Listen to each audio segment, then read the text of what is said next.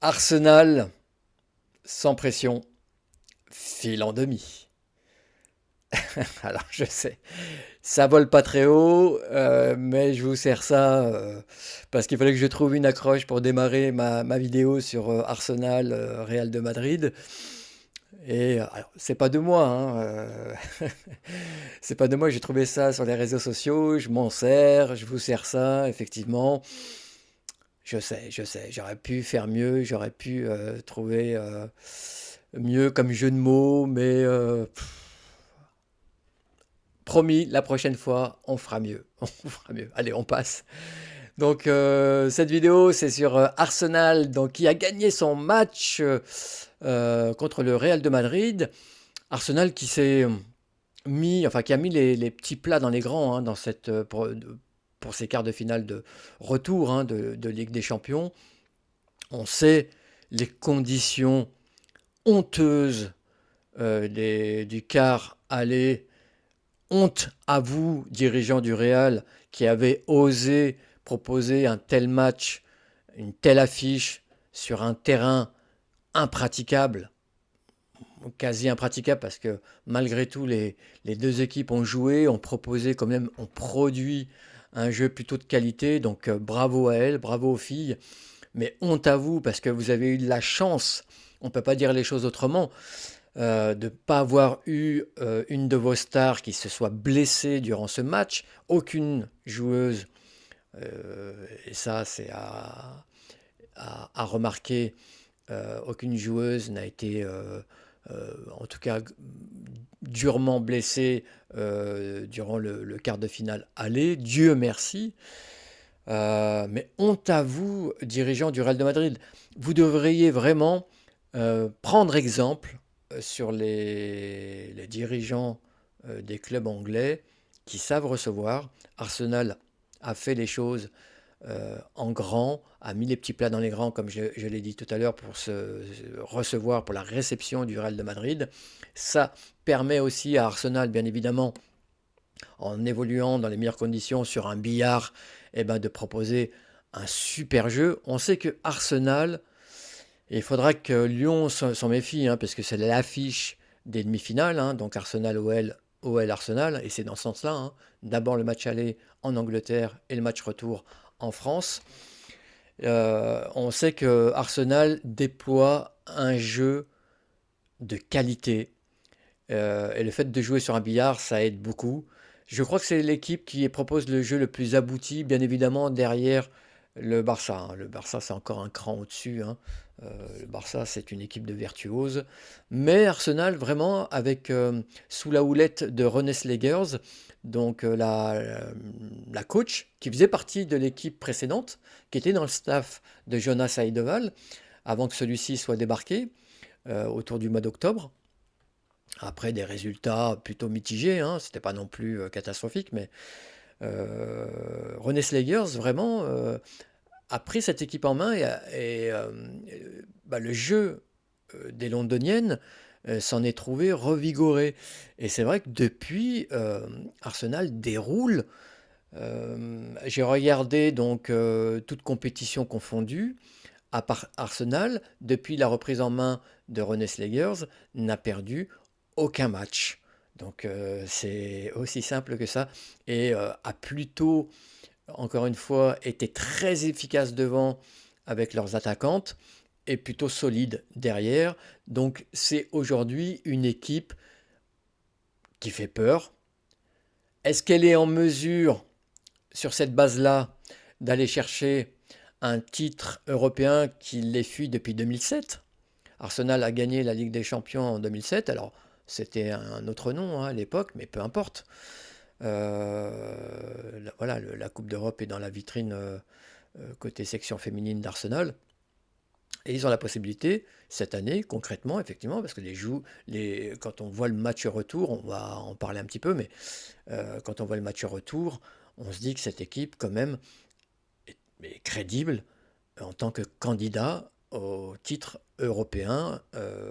Et ça, c'est la patte de René Slegers. Il faut lui reconnaître ça. Cette coach, euh, elle a fait vraiment en sorte que cette équipe propose un jeu de qualité. Et ça, c'est aussi simple que ça. Et puis, bah, le jeu des Londoniennes, comme je l'ai dit, a fait vraiment en sorte que cette équipe propose un jeu huilé, hein, avec un collectif vraiment homogène, des joueuses voilà, qui s'éclatent sur le terrain, ça se voit, à l'image d'Alessia Russo, de Caldentey, qui est une recrue de poids, mais avec un milieu de terrain aussi très intéressant.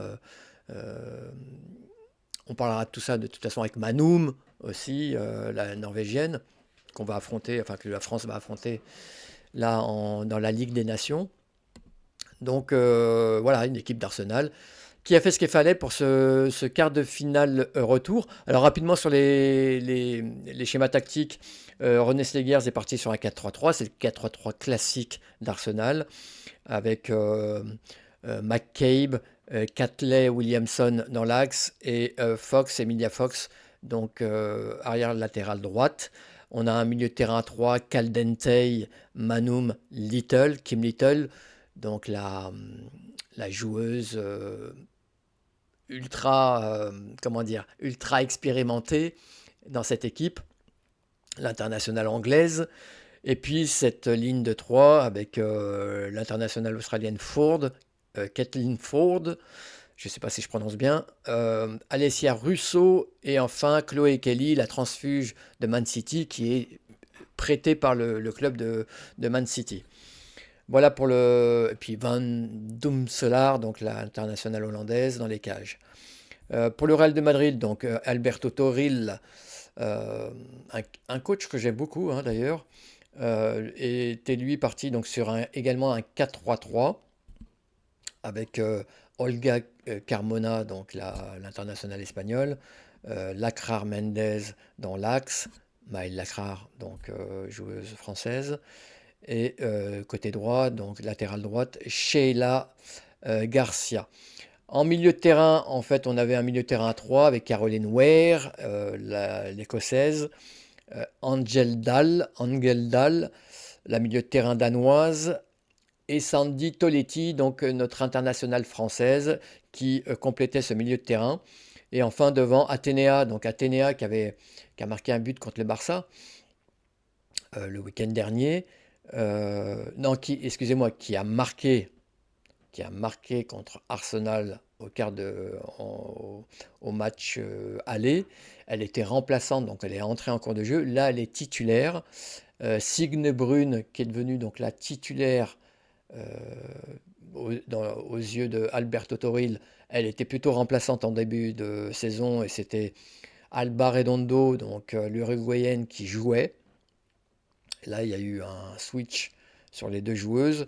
Et enfin, Linda Caicedo, la pépite colombienne. Voilà un petit peu les forces en présence des deux côtés pour ce quart de finale. Et un petit peu à l'image de l'OL, en fait, Arsenal a marqué ses buts en deuxième mi-temps. La différence avec le match entre l'OL et le Bayern, c'est que Arsenal a eu la main sur le match de bout en bout. Ça a été une vraie maîtrise d'Arsenal dans ce match, a manqué les buts en première mi-temps, mais et ça m'a étonné quand même, vraiment. C'est pour ça que il faut vraiment pas sous-estimer cette équipe d'Arsenal, une équipe qui a vraiment beaucoup de maîtrise grâce à son jeu collectif, je l'ai dit, hein, huilé, qui a la possession du ballon, a le contrôle du match, et ça va être une vraie bataille avec l'OL en demi-finale, hein, je me projette déjà sur les demi-finales.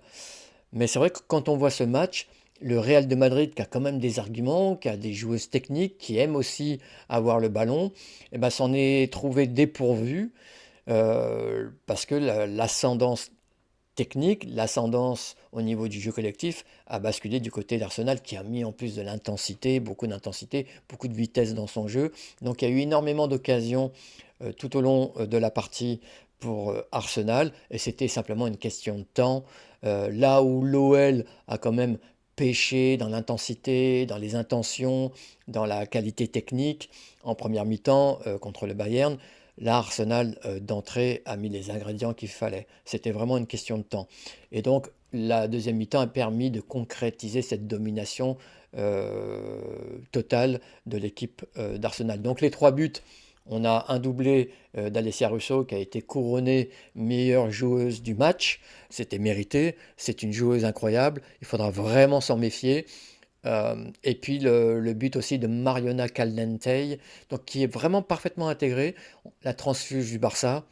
D'ailleurs, je me demande, de Barça quand même, qui a laissé partir beaucoup de joueuses sans que son jeu s'en ressente, hein, puisque c'est une équipe qui a déroulé. Alors, je ferai une vidéo sur le match retour contre Wolfsburg, mais elles ont un effectif tellement de qualité, avec de jeunes joueuses qui poussent aussi, qui viennent de la Masia catalane, que le Barça peut se permettre de laisser partir des joueuses comme Geise.